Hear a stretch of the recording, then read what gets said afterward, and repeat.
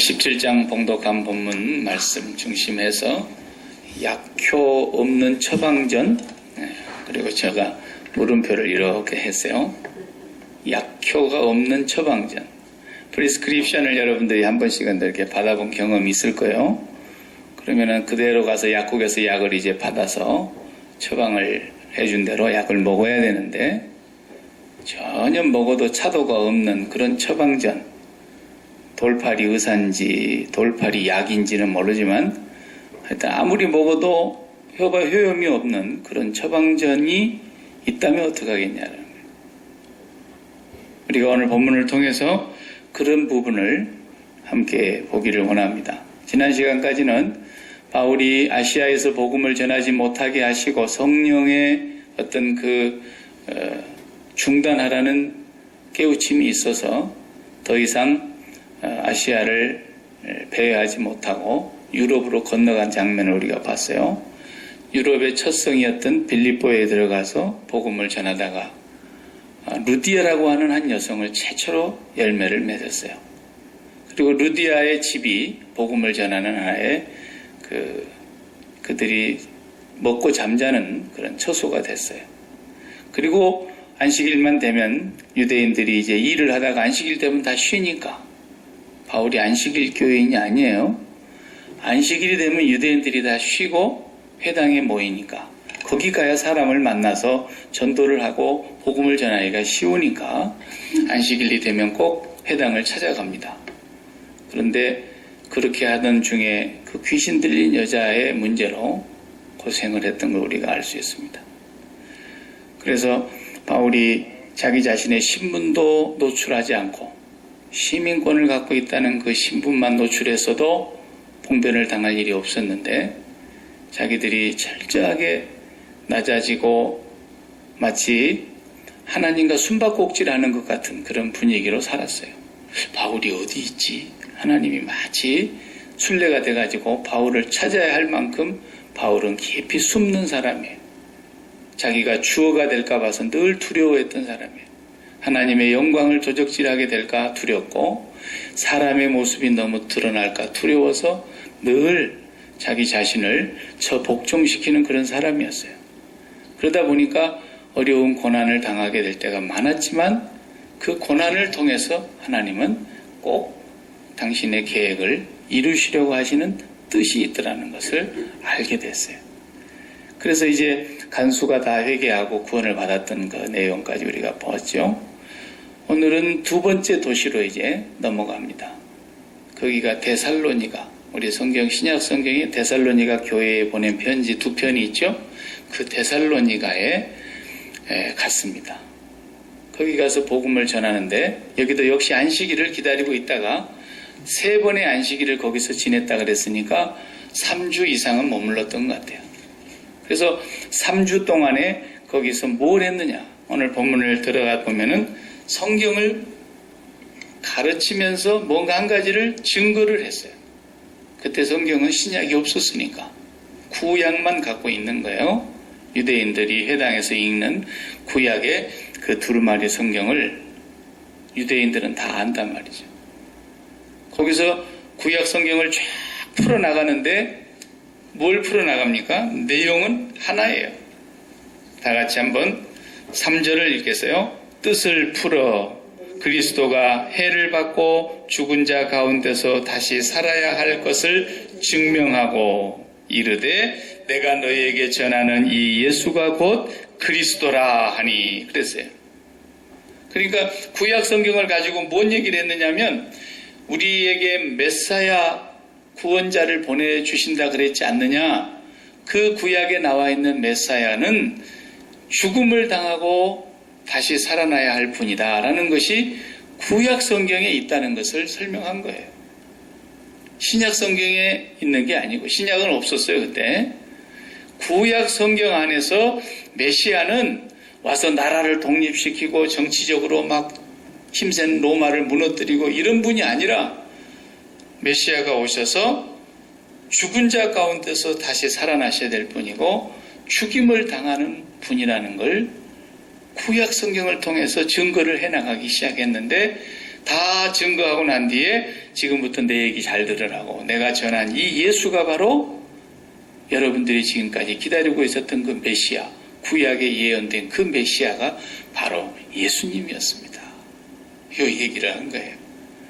그러니까 그 얘기가 끝나고 났더니 믿는 사람들이 나타나기 시작했는데, 데살로니가에서는 유대인들이 하나도 안 믿은 것처럼 되어 있지만 몇 명은 설득이 된 것 같아요.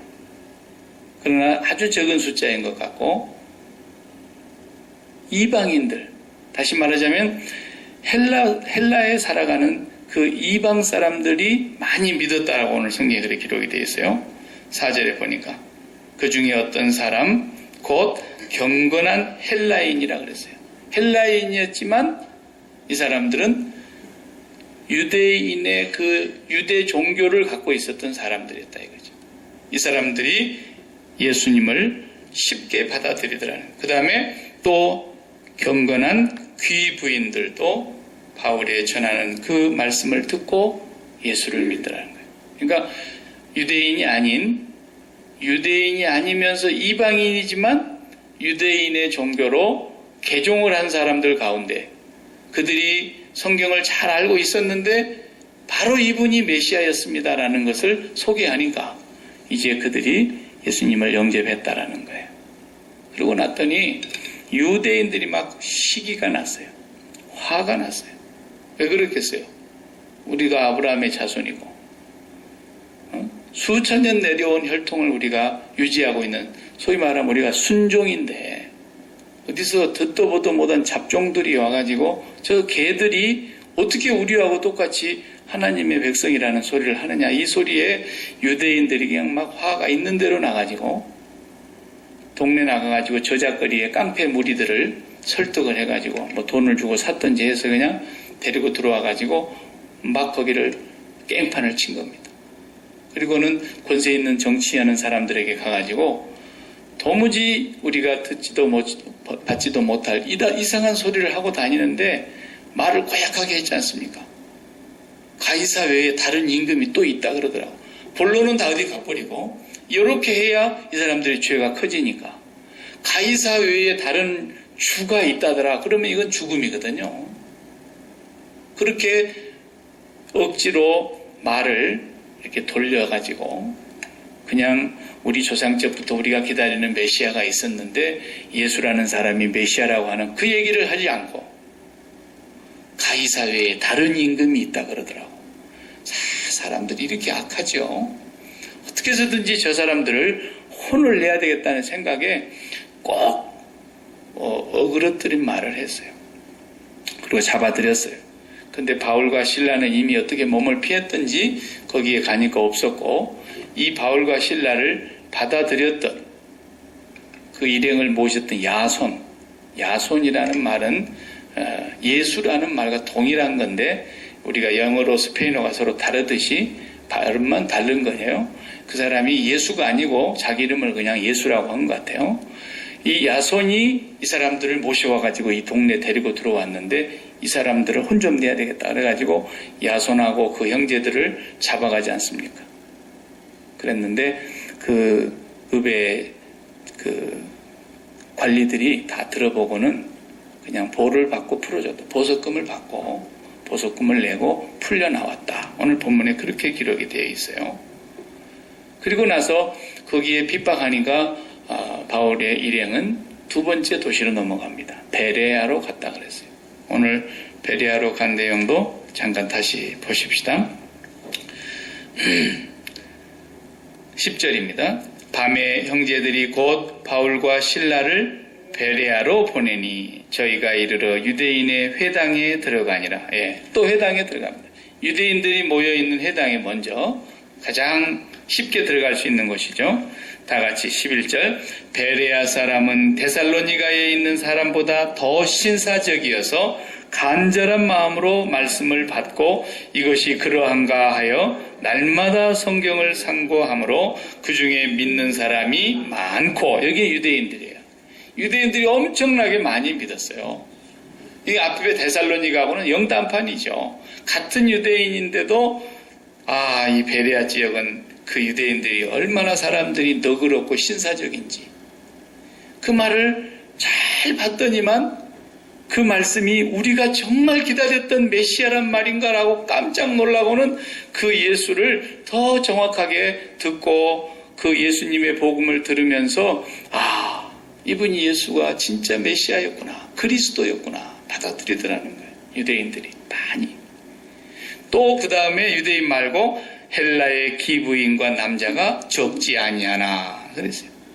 그러니까 데살로니가에서는 헬라의 기브인과 남자만 믿었는데 베레아 지역에서는 많은 유대인이 먼저 믿고 또 헬라의 남녀가 많은 유력한 귀부인이라고 그랬죠. 유력한 남자와 부인들이 믿게 되더라.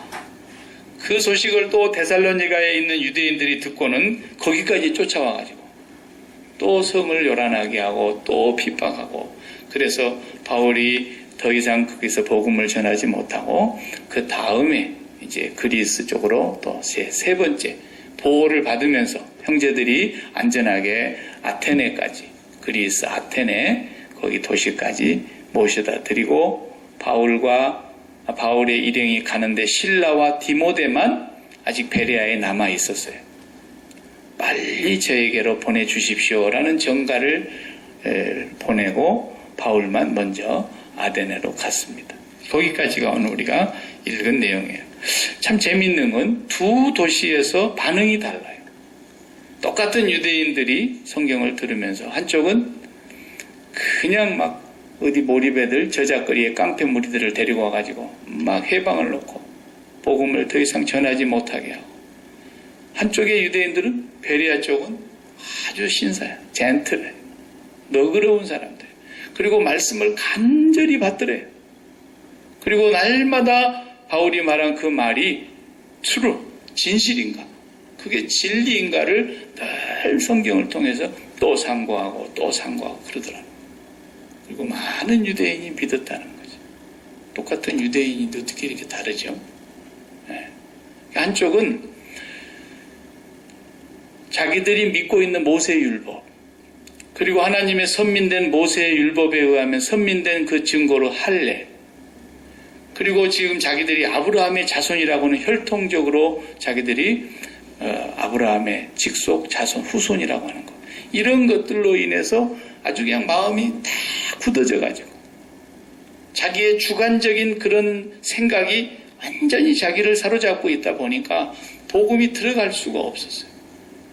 근데 이상하게 베레아 지역에 있는 사람들은 주관적인 생각보다는 객관적인 사실을 믿으려고 했어요. 이거 굉장히 중요한 거예요. 하나님의 말씀을 나의 주관적인 인식과 가지고 내 주관적인 어떤 지식을 가지고 판단하는 것이 아니라 객관적인 사실 그대로를 놓고 하나님이 말씀하신 것을 받아들이더라는 거죠. 굉장히 중요한 거예요. 신앙생활은 이 주관적인 부분이 먼저 깨지지 않으면 참 복음을 받아들이기가 어렵습니다. 또 잘못된 신앙을 한번 잘못 가져버리면 바르게 신앙을 갖기가 굉장히 어렵습니다. 그래서 이단들이 조음에서는 안 돌아옵니다. 못 돌아옵니다. 그래서 그 사고가 한번 박히면 잘못 오리엔테이션 돼버리면 그 이후에는 굉장히 어려워져요. 이 두 도시의 복음을 받아들이는 태도가 정반대인 것을 우리가 보면서 오늘 우리가 하나님 말씀 받아들일 때 자기의 입장이나 자기의 어떤 경험이나 자기의 어떤 지식이나 주관적인 그런 체험을 기점으로 해서 받아들이면 곤란해요. 그건 사람마다 너무 다르기 때문에 그냥 객관적 사실을 그대로 받아들여야 돼요. 사실을 있는 그대로. 그러니까 우리 입장에서 하나님의 말씀을 해석하면 예를 들어서 사람마다 형편이 다 다르잖아요. 어떤 사람은 돈이 지금 절박한 사람이 있을 수 있고, 어떤 사람은 지금 죽을 병에 걸려가지고 건강이 절박할 수가 있고, 어떤 사람은 지금 사업이 절박할 수도 있고, 어떤 사람은 자식 문제로 지금 아주 심각한 어떤 문제가 있을 수 있고, 뭐 사람마다 처해 있는 환경이 다른데 하나님의 말씀을 받을 때에 자기 형편에 기초를 두고 받아들이면 엉뚱하게 해석이 되어버린다고 해요. 성경이. 똑같은 성경을 가지고 보는데도 제가 80년대 공부를 할 때에 제일 신학에서 따끈따끈한 새로운 학문이 하나 나왔는데 그게 뭐였냐면 해방신학이었어요. 남미에서 만들어진 신학입니다.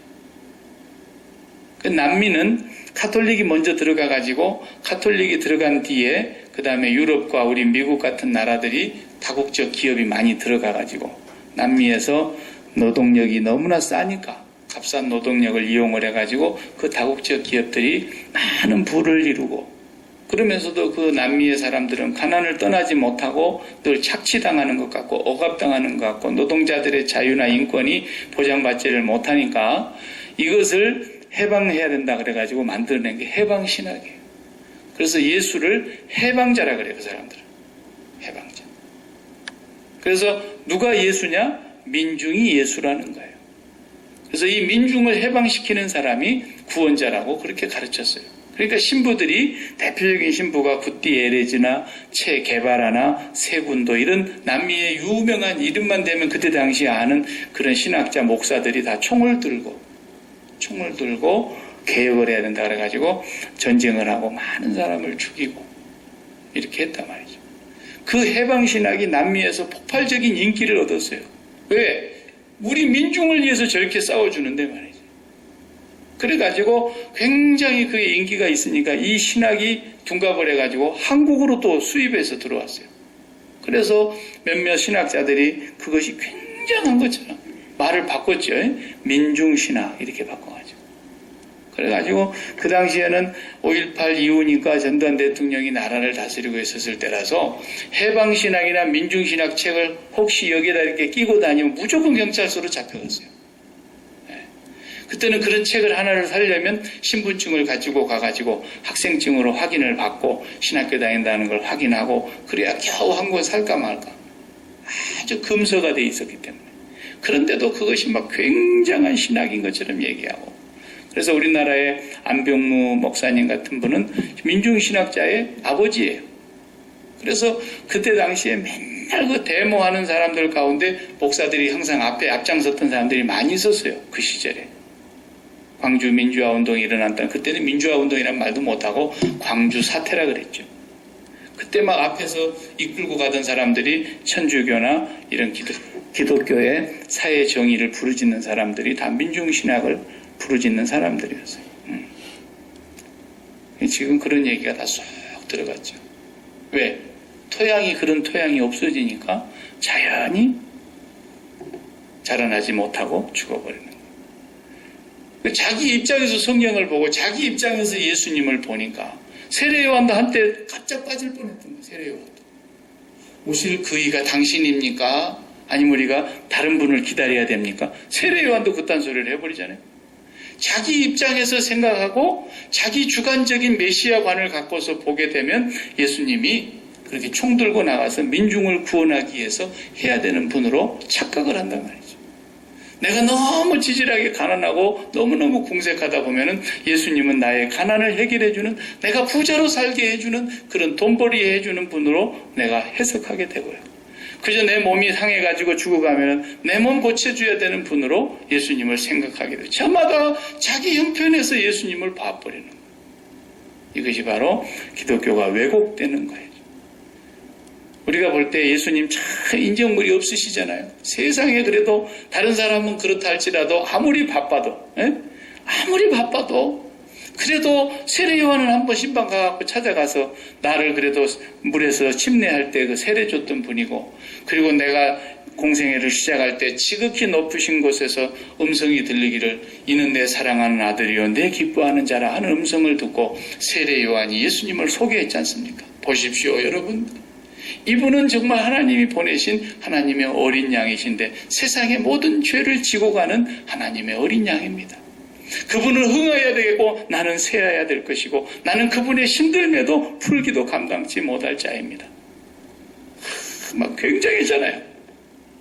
그러니까 그 양반이 이제 감옥에 갇혔는데 억울하게 잡힌 거 아닙니까?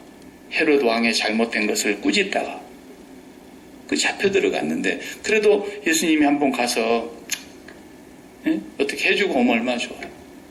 제자들까지 보내가지고 그 좀 어떻게 가서 답변을 좀 듣고 오라 그러는데도 아주 주님은 냉정하십니다.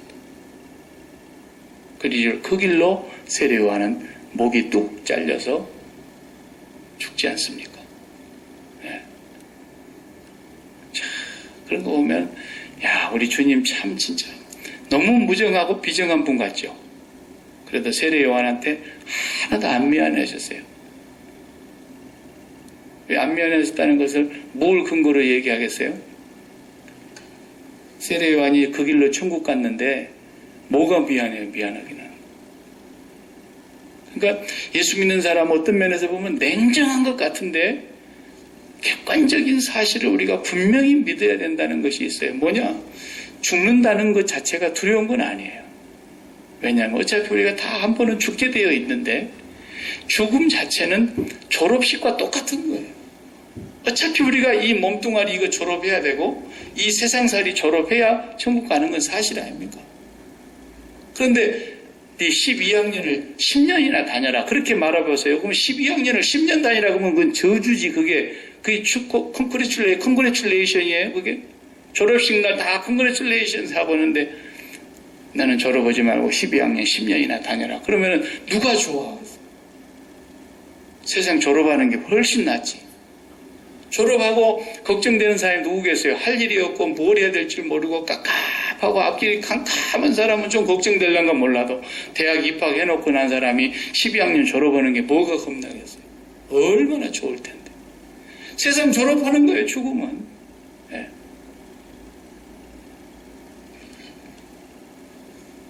그렇기 때문에 우리는 사실 뭐가 좋은지를 모르는 사람들입니다.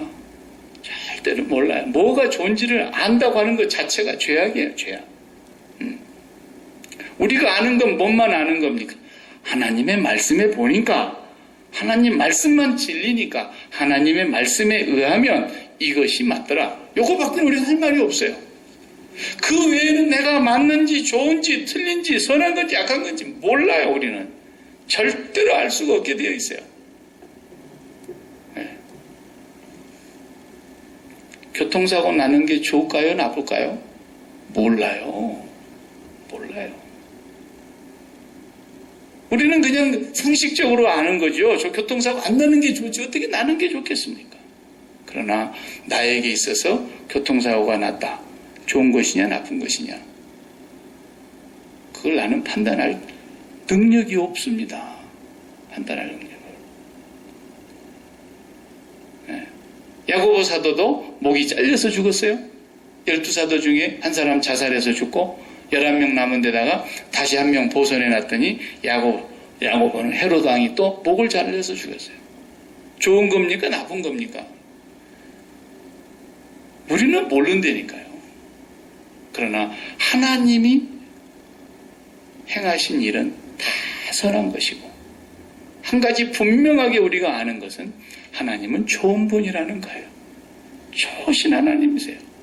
그 좋으신 하나님을 갖고 보면은 어떤 환경에 있어도 항상 좋고요. 그 좋으신 하나님을 갖지 못하고 그분의 마음 안으로 그분의 사랑 안으로 그분 안에 거하지를 못하면 어떤 환경이 좋아도 오래 못 갑니다. 금방 안 좋습니다. 우리가 한 가지 아는 분명한 사실은 경험적으로도 알며 진리로 객관적인 사실로 알 수 있는 것은 하나님만 좋다라는 거예요. 우리가 아는 것은 하나님 한 분만 가지면 된다는 거예요. 그리고 나면은 하나님 안에 들어가서 하나님의 마음을 성령이 깨닫게 하고 하나님의 생각을 성령께서 우리에게 알려주시고 하나님이 우리와 함께 하심으로 그것이 형통한 삶이라는 걸 아는 것이에요. 그게 진짜 좋은 거죠. 저도 교통사고를 한 번은 크게 난 적이 있었어요. 다른 건 뭐 사고라고 할 수 있는 건 하나도 없는데 한 번은 정말 큰 사고가 났어요. 차가 완전히 파손되고 더 이상 고칠 수가 없다고 해서 폐차를 했어요. 근데 그 차가 가서 이제 바꿔야 될 차인데 팔려고 자동차 회사에다가 혹시 팔려고 내놓으면 얼마 받겠느냐 할 때 1,000불 주겠대. 1,000불. 아이 7인승 벤인데 그래도 천불밖에 안 주겠다. 왜냐하면 물 새지요. 물통에서는 물 새죠. 조금 가다가 또 물 새면 또 연진 열받으니까 또 물 부어줘야죠. 이런 차였어요. 근데 이 차가 가서 그냥 콱 부딪혔는데, 야, 한 번 부딪히고 새 차로 받았어요. 야, 그런 사고를 하면 나는 두 번도 나와도 괜찮겠더라고요. 하나도 안 다치게 해주신 것도 감사한데, 새 차로 받았어요, 새 차로. 자동차 딜러도 1,000불이나 줄까 말까 하는 것을 그렇게 7,500불이나 보험회사에서 주더라고요. 그리고 새 차 샀다니까. 자동차 사고가 난 것이 나쁜 거죠. 안 좋은 거죠. 그런데 나에게 일어난 이 일이 좋은 건지 나쁜 건지 정확하게는 하나님만 아십니다. 우리 예수 믿는 사람은 그걸 항상 인정하고 살아야 돼요. 자식을 내가 키우는 게 낫겠어요? 그냥 지 혼자 돌아다니면서 크는 게 낫겠어요? 모른다니까요. 우리 부모는 그냥 내가 키우는 게 낫겠다고 생각이 들지만 절대 모르네. 요셉을 야곱이 키워갖고 좋았어요? 아니라니까요. 모세를 부모가 키워갖고 좋았어요? 아니라니까요. 절대로 모르는 거예요. 어거스틴이라고 하는 그 성 어거스틴이 얼마나 정말 방탕합니까? 세기에 방탕하잖아요. 벌써 우리 나이로 하자면 고등학교 다닐 때에 과부하고 같이 자리를 해서 같이 살림을 하고 자식을 사생아를 낳고 별짓을 다 한 사람이에요, 그 사람이. 그런데 이 방탕아가 로마로 이제 간다 그러니까 그 어머니 모니카는 이 아이가 이제 로마로 가면은 내 눈밖에서 벗어나서 로마로 가면 네 아이가 진짜 망가질 걸 생각하고 날마다 울면서 하나님 앞에 기도했어요. 로마로만 가지 않게 해달라고. 근데 끝까지 고집불통이가 부모 말 거역하고 어머니를 거역하고 로마로 가지 않습니다. 근데 어디서 예수님을 만납니까? 로마에 가서 암브로시우스 설교를 듣다가 이 사람이 진짜로 회심을 합니다. 그리고 그 세기의 방탕아가 성 어거스틴이 된단 말이에요. 모니카 어머니는 그렇게 기도하고 로마로만 가지 않게 해주시라고 그렇게 기도했지만 하나님은 로마로 보내서 사람을 만들어요. 뭐가 좋은 건지 나쁜 건지 우리 정직하게 얘기합시다. 절대로 모릅니다. 우리는 몰라요. 우리가 아는 건 한 가지뿐이에요. 하나님을 가지는 거예요. 하나님만 사랑하고 하나님만 마음에 모시고 하나님 안으로 들어가면 하나님의 말씀만 선한 것이고 하나님의 말씀만 진리입니다. 그 말씀만이 하나님의 생각이고 하나님의 계획이고 하나님의 뜻입니다. 그것만 우리가 분별하면 옳은 겁니다.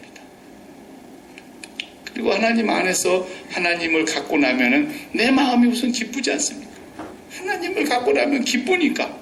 환경이 나빴는데 하나님을 갖고 나니까 기쁨이 오는 거예요. 그러나 하나님을 갖지 못하고 하나님 안에 거하지 못하는 삶을 살면 모든 것이 좋아도 며칠 못 갑니다.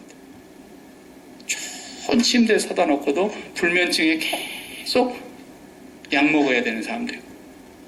그죠? 네. 그래서 또 좀 기분 전환을 해보려고 좋은 옷을 사다 입어봐도 재미없어요. 저도 해봤거든요. 재미없어요. 아무리 좋아가지고 결혼을 해봐도 나는 이제 그 얘기하면 또 큰일 날 수 있으니까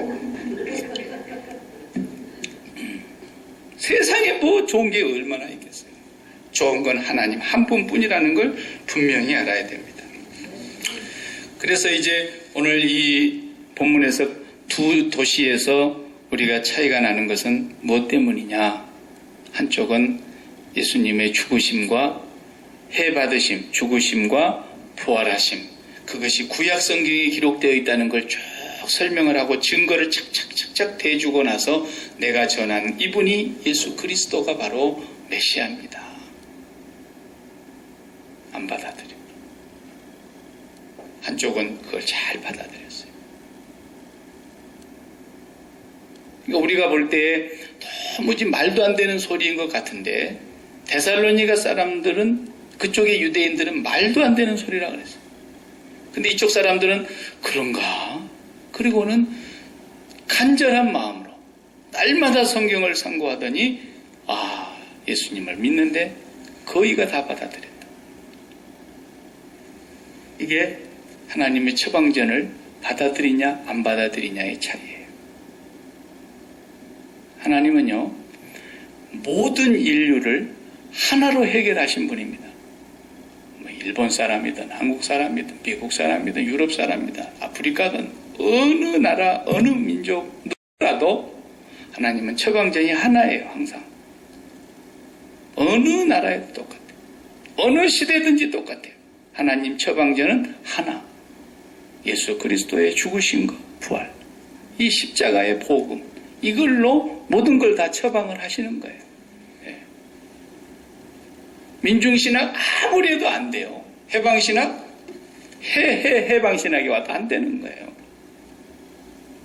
그러니까 가난을 해결해 주려고 가난을 문제를 해결하기 위해서 해방신학을 만들어 가지고 난리를 쳐도 안 되는 겁니다. 절대로 안 돼요. 답은 하나예요. 가난한 사람이 와가지고 돈 그래도 돈에 대해서 당신이 그리스도와 함께 죽어야 합니다. 답이 그거예요. 건강해 하려고 죽을 사람이 건강하게 해달라고 살려달라고 죽을 병이 걸렸다고 의사에게 사형 선고를 받고 온 사람도 뭐 치료하지 말라는 얘기가 아니라 치료는 치료대로 해야 되겠지만 일단은 먼저 당신이 죽는다는 사실에 대하여 죽음이 두렵고 죽음의 걱정이 돼서 벌벌벌 떨고 있는 그 문제에 대하여 당신은 이미 십자가에서 죽은 사람이라는 걸 먼저 분명하게 해야 된다 말이에요. 모든 면에서 답은 하나예요. 답은 하나. 그냥 자식 문제 때문에 난리를 치고 그런 사람이 와서 우리 자식 어쩌면 좋겠냐고 난리를 쳐도 답은 하나예요. 당신 자식에 대하여서 당신이 죽은 사람이란 걸 알라고. 어떤 사람이 어떤 형편에 와서 와도 예수 그리스도의 죽으심과 부활의 그 답만 하나님이 주시는 거예요. 그래서 사도 바울이 그 답을 알고 그렇게 고백을 한 거 아닙니까? 내가 그리스도와 함께 십자가에 못 박혔나니 그런즉 이제는 내가 산 것이 아니요 오직 내 안에 그리스도께서 사신 것이라. 그게 답이었다는 거예요. 그게 유일한 그리고 영원한 처방전입니다. 그거 외에는 다른 처방전이 없어요. 어떤 문제 앞에서도. 그래서 성경시대나 지금이나 마찬가지입니다. 말도 안 되는 소리 같은데 그게 진리입니다. 그래서 모세가 광야에서 구리뱀을 이렇게 세워놓고 쳐다보는 자는 살 것이다. 불뱀에 물린 자들이 쳐다보는 자마다 살 것이다. 말도 안 되는 소리 아닙니까? 뭐 약이라도 하나 풀이라도 뜯어다가 뭘 발라야지. 무라도 하다만 없었으면 된장이라도 발라야지. 뭘 해야지. 그런데 아니라는 게 쳐다보라는 거예요. 쳐다본 즉 살았어요. 그러면서 예수님도 모세가 광야에서 뱀을 든 것처럼 인자도 들려야 하리니 누구든지 저를 믿는 자는 예수님 바라다 보는 사람은 산다는 거예요. 산다는 거예요. 그럼 예수 믿는다는 말이 뭡니까? 예수 그리스도와 함께 십자가에서 연합하여 못 박혔나니 내가 그리스도와 함께 못 박혔나니 그런즉 이제는 내가 산 것이 아닙니다. 내 안에 그리스도가 삽니다. 이게 정답이라는 거예요. 정답. 내가 그리스도와 함께 십자가에 못 박혔다는 말이 무슨 말이냐면 이런 얘기예요. 우리가 하나님처럼 살면 안 돼요. 우리는 오리지널 인간이 돼야 됩니다. 오리지널 인간. 하나님처럼 살려고 하는 사람은 반드시 망하게 돼 있어요. 하나님은 어떤 분입니까? 창세기에 보세요. 빛이 있으라 하니 그대로 되니라. 하나님 입에서 말씀이 딱 나오면 말씀이 나오기 전에 하나님의 생각이 있었을 거 아닙니까? 그 생각이 입으로 말로 나오는 것처럼 하나님의 먼저 계획이 있었고 섭리와 뜻이 있었는데 그것을 밖으로 입으로 빛이 있으라 하시면 그대로 되니라요. 이게 하나님이세요. 하나님의 생각은 한 번도 부도수표 난 적이 없다니까. 하나님이 이렇게 한다 그러면 반드시 되는 거예요. 그 일을 지어 성취하는 여호와라 그랬잖아요. 일을 계획하신 여호와여, 그 일을 계획한 것을 반드시 이루시는 하나님이요. 그게 하나님입니다.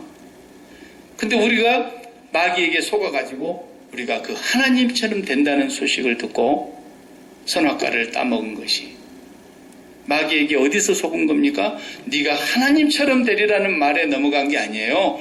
죽지 아니하리라는 말에도 넘어간 거예요. 죽지 아니하리라. 예.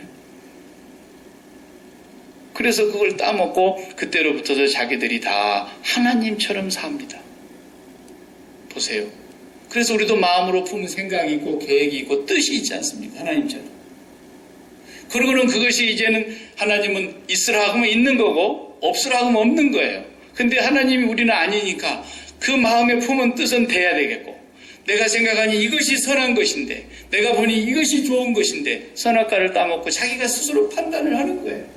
이게 좋은 것이고 이게 좋은 것이고 이게 성공한 것이고 이게 옳은 것이다. 그걸 이루기 위해서 수단과 방법을 다 동원하는 겁니다. 이제. 그리고 비전을 품어라. 날마다 비전을 벽에다 써붙여놓고 하루에 큰 소리로 7번씩 낭독해라.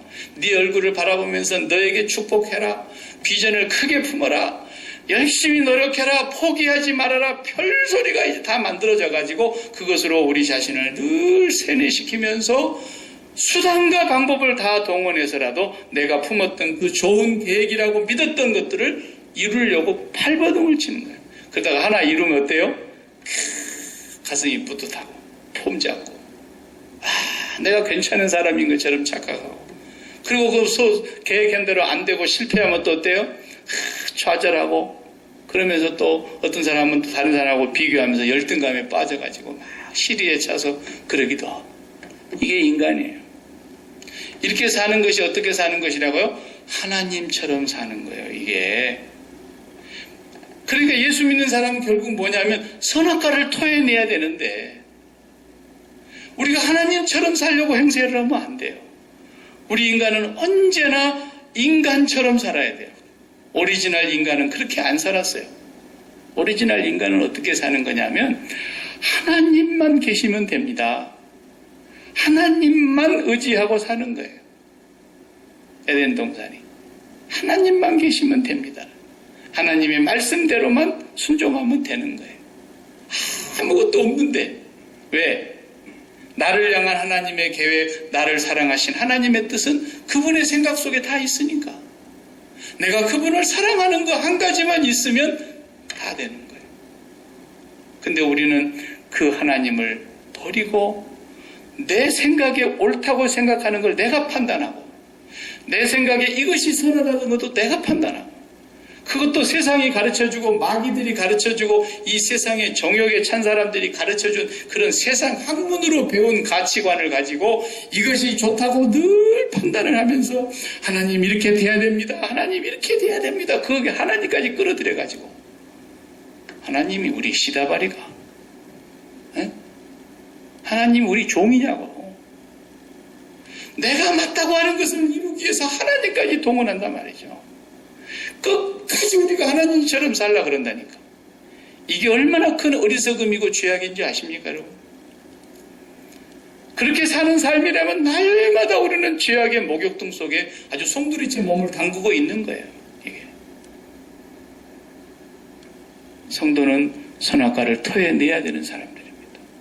그래서 솔로몬처럼 저는 어린아이라 출입을 할 줄을 모릅니다. 그러니 하나님 저에게 지혜를 주십시오. 지혜가 뭐예요? 그 단어가 지혜라고 번역을 했지만 단어는 히브리 말 원어는 듣는 마음입니다. 듣는 마음. 그러니까 무슨 말이에요? 아버지께서 나에게 하시는 말씀만 듣겠습니다. 그 말이거든요. 그래서 하나님이 주신 그 지혜만 가지고 솔로몬은 그렇게 위대한 왕이 됐던 거예요. 처음에. 우리가 이 세상을 살아가면서 사람처럼 살아야 돼요. 우리는 사람처럼 사는 게 뭡니까? 하나님만 계시면 됩니다. 나는 뭐가 좋은지 나쁜지 모릅니다. 나는 뭐가 선인지 악인지 모릅니다. 나는 판단할 수가 없습니다. 나는 한 가지는 판단하는데 하나님만 계시면 나는 됩니다. 하나님만 계시면 나는 형통합니다. 그렇기 때문에 내 판단을 십자가에서 죽여야 되는 거예요. 이게 선악과 토해내는 거예요. 내가 토해내는 거예요. 날마다. 하나님, 나는 모릅니다. 뭐가 옳은 것인지 모르겠습니다. 그러나 제가 그건 모르지만 제가 한 가지 아는 게 있는데 하나님 아버지는 선하다는 사실이요. 하나님 아버지의 말씀은 객관적인 사실이라고 하는 것이. 하나님의 말씀만큼은 영원히 진리라고 하는 것입니다.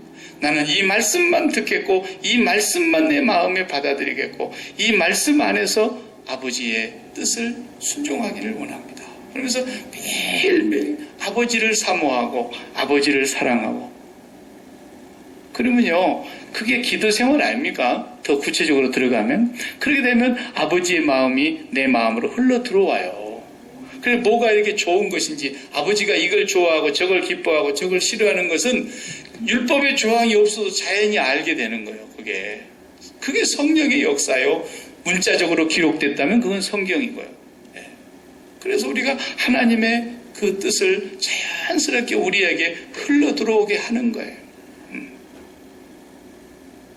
요셉이 애굽으로 팔려갔습니다. 좋은 겁니까? 나쁜 겁니까? 아무도 몰라요. 요셉도 처음에는 몰랐어요. 아무도 몰라요. 여러분 그걸 아셔야 돼요. 돈이 많이 벌리는 게 좋은 거죠. 근데 사업을 하는데 돈이 안 벌려요. 우리에게는 안 좋은 거죠. 그런데 하나님께는 그게 좋은 것일 수 있다니까요. 하나님께는. 병든 것이 좋아요? 우리에게는 건강한 게 좋죠. 그러나 하나님께서는 하나님 편에서는 병든 것이 좋을 수가 있다니까요. 그러니까 사도 바울 같은 케이스는 너는 병들어야 좋아. 병들어야 좋아. 사도 바울도 병 고쳐달라고 기도했지만 너는 병이 그게 하나 꼭 들어있어야 좋아. 하나님이 좋다는 거예요. 그게.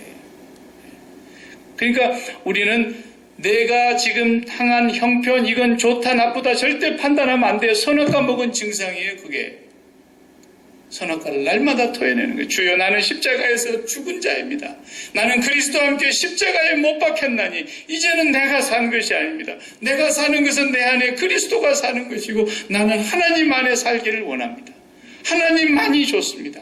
하나님만이 옳습니다. 하나님이 좋아지면 다 좋아져요. 그 다음부터서. 이것이 그리스도인이 사는 방식이에요.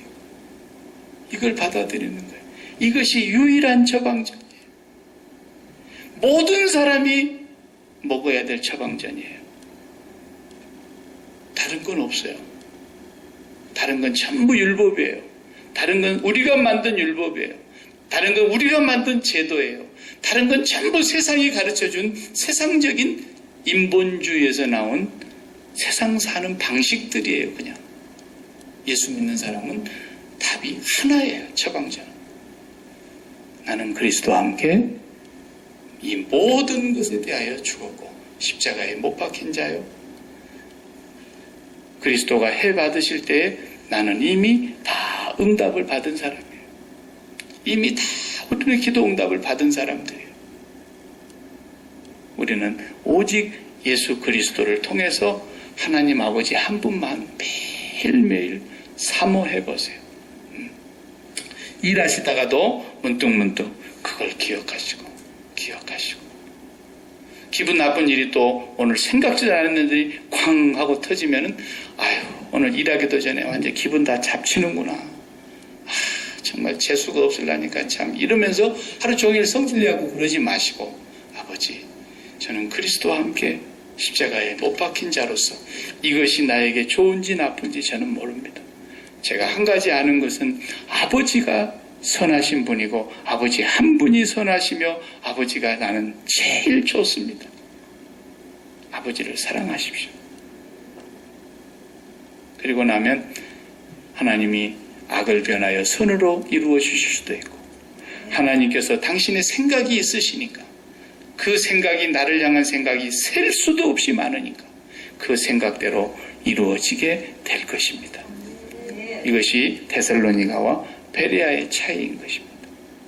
오늘 저와 여러분이 주관적인 신앙을 버리고 객관적 사실을 먼저 받아들일 수 있는 예수 그리스도를 통해서 하나님 아버지를 우리가 분명히 믿고 사랑하고 섬기는 그런 처방전을 갖고 살아야 되겠습니다. 기도하십시다.